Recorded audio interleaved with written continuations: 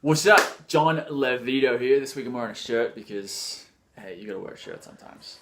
Anyway, here with another vlog for the week. You might hear some construction noise outside. They're doing some building and they're sawing and chopping and doing all sorts of shit. So, today, there's really a few things I'd like to talk about. One thing is a book called The Science of Getting Rich, which I read 5 or 10, maybe 10 years ago now. And I sort of got it then and sort of applied it, but not as diligently as I am right now. The basic idea of the book, it's a bit similar. It's similar to Think and Grow Rich, but it's a bit simpler. The basic idea is the universe is all made of energy, basically.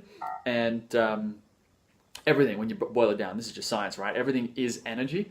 And that's principle number one. Principle number two is that every thought that we have takes on a certain energy. It gets a bit metaphysical, a bit woo-woo maybe. But I'm trying this on and I'm seeing really fantastic results. So the idea is that whatever you focus on, whatever you think about inside your head is putting out a certain energy, or it's if it's there, it's something's going on inside the head, right? So there's some kind of configuration of energy in the head when you think about stuff, when you feel different things. So the thing is, if you're looking at the news every day and it's all very negative and about how life sucks and this and that, that's going to put you into this very negative state. And that's going to have an effect on the results that you're getting day to day in your job, in your music, in whatever career or whatever thing you're doing. So the alternative to that is to actually withdraw your attention from things that are negative, like the news, for example, or like examples of people not being successful, whatever it is.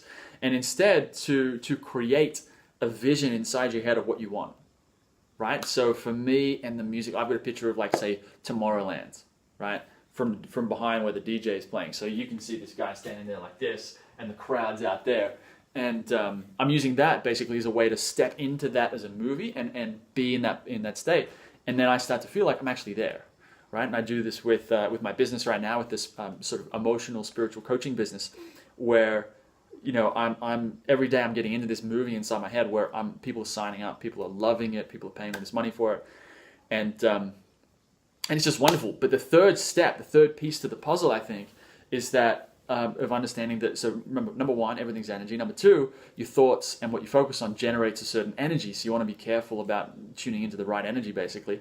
And number three is you've got to be willing to let go of other thoughts. So right now, if I have these thoughts about, I'm going to crush it with this music thing, I'm going to go play Tomorrowland, for example. Of course, the logical brain starts going, that's not going to happen, right? That's too ridiculous. That's too big, too out there, too whatever, right?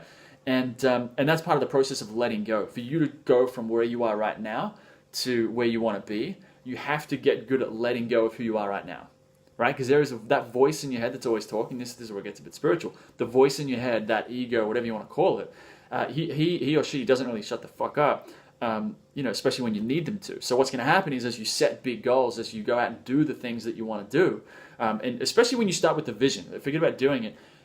If you just sit down and think, like, what would I do if I couldn't fail? Right? And you play with that idea and you explore what that would mean for yourself, that voice in your head is going to be like, it's never going to happen. It's impossible. It's too hard, too much work, too much time, don't have enough money. It's going to come up with some kind of excuse.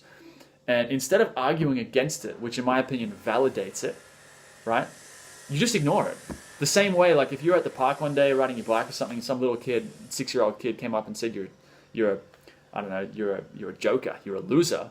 You probably wouldn't even care. You wouldn't even respond to the kid. You'd probably look at the kid, you'd smile, you'd be like, whatever, man, and you just right off. I think that right there, that model is the same way you need to relate to these thoughts of it's not going to work, right? You don't if you were to respond to that little kid and be like, hey, look, mate, look, I'm not a loser, and you started arguing with this little kid, you would, in a strange way, ironically, you'd be validating what the kid said. The fact that you had gotten off your bike to go and talk to him and then argue with him, is in many ways saying that you care about what this kid thinks. It's really important to you what this kid thinks, and which makes it worse. Which means you do actually feel like a loser. It actually gets to you. With these goals, it's the same kind of thing. When that voice starts up and it starts saying, "Oh, it's too hard. Don't have enough time. It's never going to work." Oh, this is taking too long. Like anything negative, basically. If you try and argue with those thoughts and try and be like you engage with them the same way you might engage with that kid in the park and argue with him, you're actually validating those thoughts. You're actually saying that they're important and that you need to argue with them. I think a much better strategy is you hear the thought of, like, it's not going to work. And you're like, whatever, man. To the voice in your head, you're like, whatever.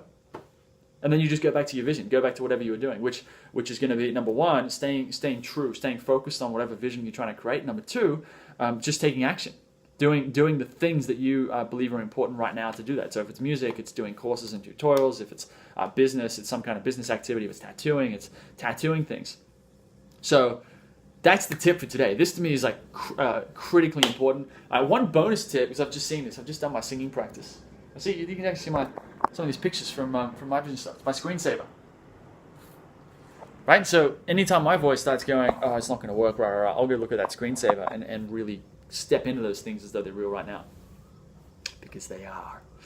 The other bonus tip is just the need for practice. If you're doing anything in life, if you're practicing day to day, you're going to feel like not much is happening in a lot of cases. However, if you stick with that for a month, 2 months, 3 months, you'll start to see some amazing changes in the way you operate. I'm seeing this with singing where, I do an hour a day. Day to day, I don't really get much better. There's no noticeable difference. It's like the gym. You go to the gym for a week, nothing's going to fucking change, right? But if you do that for 12 weeks, for 6 months, for a year, for 5 years, you're going to see some pretty incredible results. And you can apply this to music, to business, these are the things I'm involved in. But whatever it is that you love to do, you can apply that. Anything you want to have, you can have if you've got the discipline to practice and practice and practice and practice. Okay. Oh, and one other thing. Oh, lots of tips today. My third tip is don't tell me that you don't have enough time, you don't have enough money, that you don't have enough of X, Y, Z. Part of being successful in your chosen field requires being resourceful.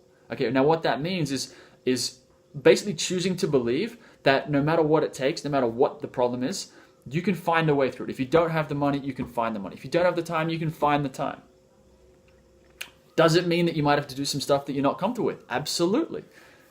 But not like plenty of people have been able to find the resources to do everything that you want to do. And so if they can do it, so can you. So I think when people say, I don't have enough time, or I don't have enough money, or I don't have enough of X, Y, Z. With dating, they might say there's not enough fish in the sea. I think it's all bullshit, basically. It's like, if you're committed, you'll find a way, and if you're not, you won't. It's that simple. So yeah, 3 takeaways from today. Get committed to whatever, like make a really strong commitment to the goal, like dig deep and find that commitment. Number 2, practice and stay disciplined. And number 3, think about that vision. Tap into that and let go of any thoughts to the contrary of that vision. I'm doing this. I just released a song the other day, actually. You might want to check it out on the YouTube channel. Go to the channel button, wherever that is. And it's called You Know I Love That. You know I love that when you do that to me. Just did my singing practice and my voice is a bit tired. Go check it out. Let me know what you think. I'm still going with that. I've been all in the business lately because I'm setting that up. But having a blast. I'll be back soon. Talk to you in a bit.